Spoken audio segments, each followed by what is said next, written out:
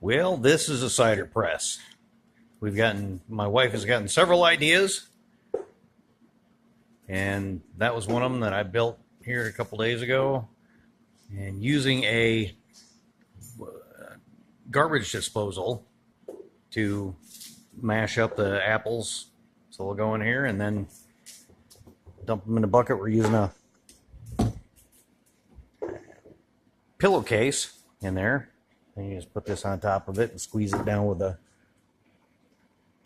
bottle jack. We're getting some apples ready right now, and we'll show you. Hopefully it works.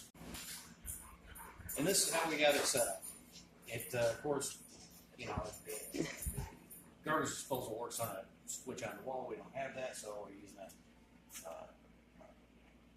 one of these things, whatever they're called. So what we're going to do, of course, I don't have this mounted to anything, so you're going to want to hold it. And there we go.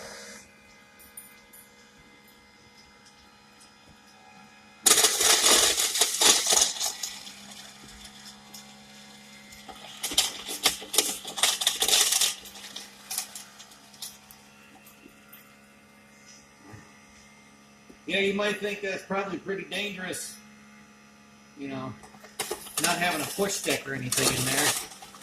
And it probably is, but I know the blades are all the way down here, so because I tried it with no power on, I stuck my fingers down in there to see where the blades were.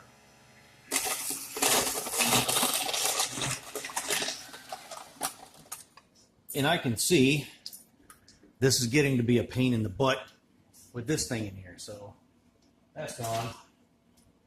I think it's going to be easier without it. So I don't think I'll need the spoon now. But I see why. Okay.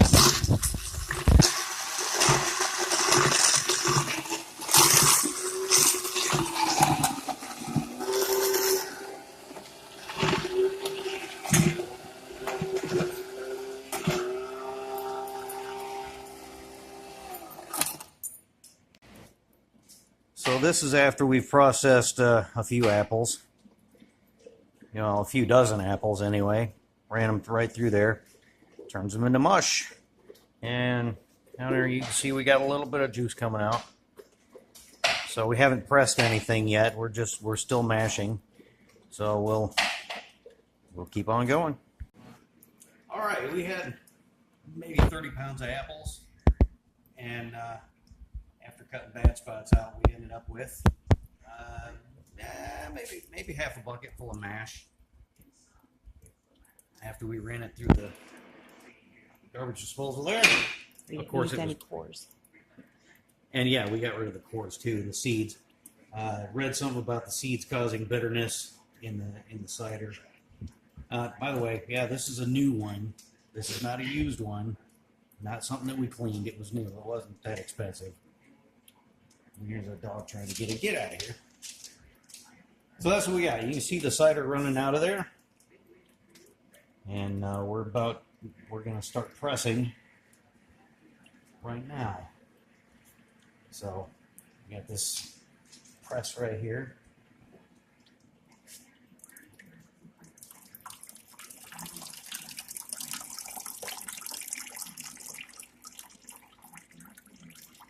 There we go.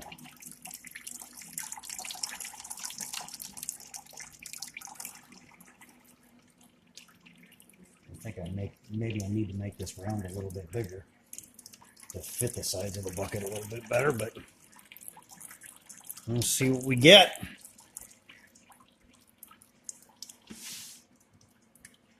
What I'm gonna have to do,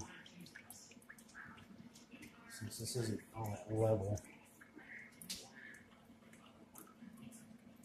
yeah.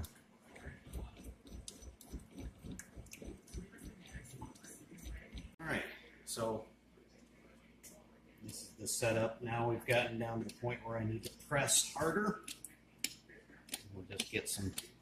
What is that? This bottle jack in here. We'll just get some more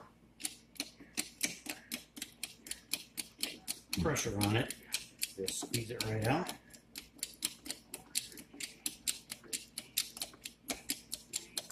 think I might be at the extent of the jack here. So I'm going to have to get another board in there. Alright, so we got another chunk of wood in there to give it some more pressure. And keep pressing it down. See, the circle down there, it doesn't fit the bucket tightly. It's plywood. It's going to leak a little bit, so I mean, it's not perfect, but you know, it's better than paying $700 for a professional press.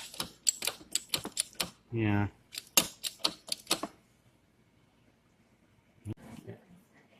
All right.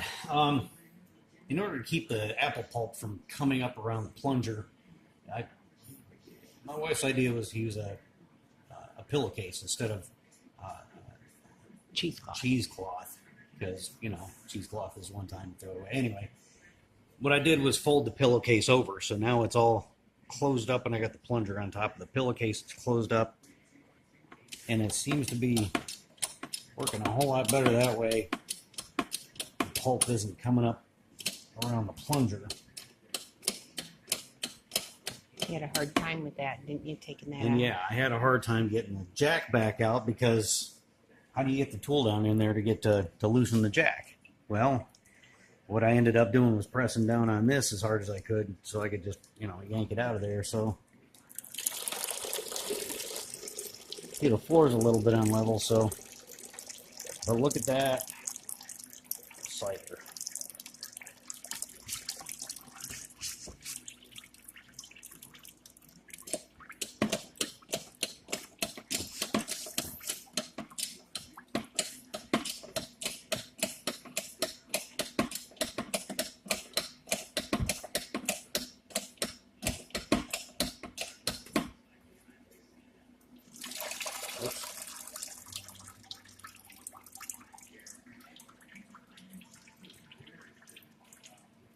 So out of 30 pounds of apples, I think we may end up with a couple of gallons of cider. I'm not sure what's normal, but that's what we're going to get. So after you get done pressing that in there, getting all the juice out, you have this slug of compressed apple pulp and a plunger that's probably stuck in there. I couldn't get it out, so I turned it upside down and beat on the bottom, popped right out. So there it is. Chicken snacks. Yeah, chicken snacks. About 5 pounds of mush, apple mush. And here's the cider. So this is what we got out of 30 pounds of apples. You know, the leftovers, I mean, you can do whatever you want. We're going to probably give it to the chickens. I suppose you can make jelly out of it or whatever. You can Google that if you want. We ran it through some cheesecloth, make it a little bit cleaner, get a little bit more of the leftover stuff out of it. That's our preference. You can tell it's a little bit darker than stuff you get in the store, but it's certainly apple goodness. Okay, so I'm going to try a little bit of this. I suppose after we got done cutting out the cores and the seeds and bad spots, we just, you know, may have ended up with 12 pounds of apple pieces. So, I mean, you know, we had to get rid of some of the stuff. So this doesn't represent 30 pounds of apple. I mean, it represents probably 12-ish. So, let's see what this is like.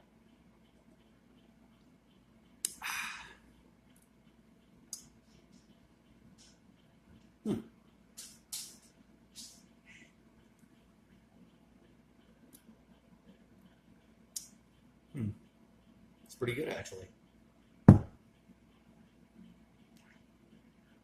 So, if you've got an overabundance of apples, this is something you can build and use. You know, it was actually fairly cheap to build. Yeah, so it worked out. So, this fall, if you got apples, try some apple cider. It's really, really pretty easy. It's pretty good. So there you go.